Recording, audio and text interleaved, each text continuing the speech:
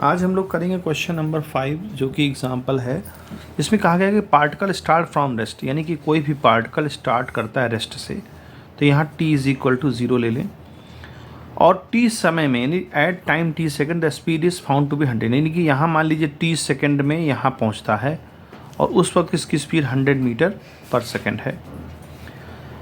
And 1 second later the speed becomes, अब मान लो t second तक यहाँ पहुँचा तो t प्लस 1 सेकेंड मान लीजिए यहाँ पहुँचा और उस समय उसकी स्पीड हो जाती है 150 मीटर पर सेकेंड। अब हमको पता क्या करना है, एक्सेलरेशन निकालना है। तो देखिए एक्सेलरेशन तो आप साधारण निकाल सकते हैं बहुत ही आसानी से।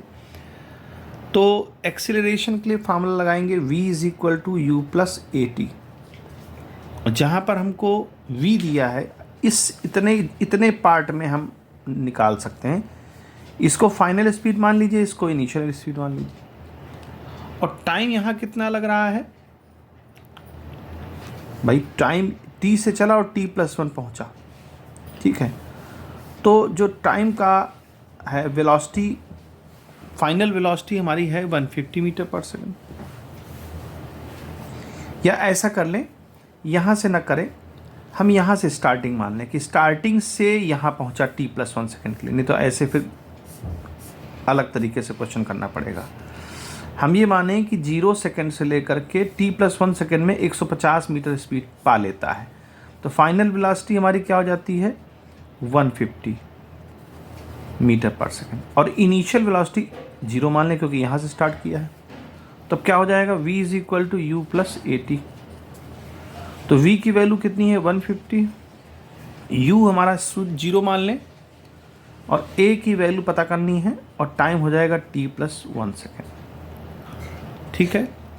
अब यहाँ देखिए जो एक इक्वेशन फॉर्म हो जाती है, इस इक्वेशन को 1 नाम दे देते हैं, बाद में एक्सेलरेशन फाइंड कर लेंगे आसानी से। अब अगर हम यहाँ देखें 1 सेकेंड के लिए, t सेकेंड के लिए, तो t सेकेंड में ये यहाँ से यहाँ पहुँच रहा था, t प्लस 1 में यहाँ पहुँच रहा था, तो अब t सेकेंड के लिए निकाल दें। यही फार्मूला हम t सेकेंड के लिए लगा देंगे, तो क्या बन जाएगा v is equal to u plus a t. v यहाँ फाइनल स्पीड कितनी है 100, तो 100 कर दिया। और u कितना है, इनिशियली तो 0 पे था, a पता करना है और टाइम जो है t सेकेंड में यहाँ पहुँचा।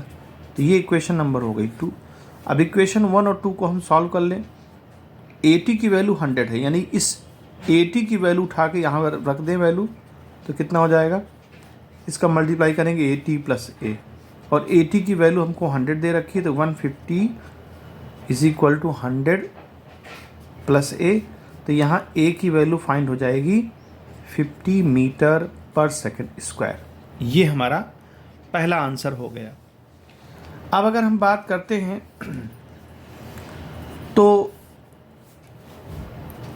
बी वाले ऑप्शन में जो कहता है कि the distance travel during the T plus, देखिए टी सेकेंड में यहाँ पहुँचा और टी प्लस 1 में यहाँ पहुँचा, यानी 1 सेकेंड में इतने दूर चला गया। ये 1 सेकेंड में यहाँ से यहाँ तक जाने में कितना डिस्टेंस ट्रेवल हुआ, तो v square is equal to u square plus 2as।